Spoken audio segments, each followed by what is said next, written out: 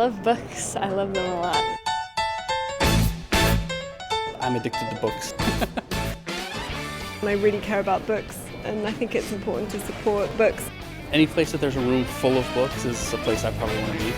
I think one of the really important things about fairs like this is bringing together all of these dealers in one spot. The book fair is great because it allows you to interact personally with people who might already be your clients but you never actually meet or see because you're dealing across the country or across the world. It also allows you to meet new potential clients and to introduce people to books that they've never seen before. And for me, being a Western dealer from Salt Lake City, coming to a place like Boston where there's an enormous variety of regional, Eastern, and international dealers that I would never ever get to see otherwise, it's a real godsend for me. People always ask me, what's the book fair? What's it all about? And I think people have this impression that it's a bunch of guys with bow ties that are very scholarly, that are looking at old books and not a lot of color. And to me, this place is just full of life, and it's a lot more than books. It's books, relics, history, popular culture, you name it, it's here. Just come for the history. Like, it's just a once-a-year event here. It's just very cool. Boston has a fairly appreciative crowd. I mean, it's educated. I mean, they like their books. I mean, it is a kind of a book town, and actually compared to some other shows you can go to, actually you find it's a very appreciative crowd. I think you can read text online, but a book is like a person. It has a history to it.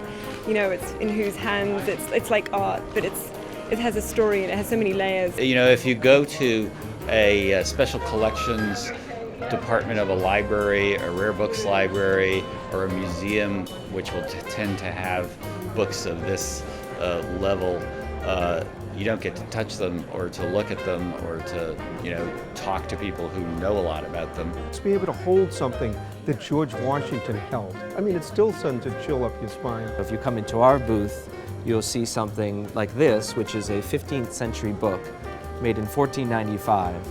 And this is the first ever printed edition of Aristotle in Greek.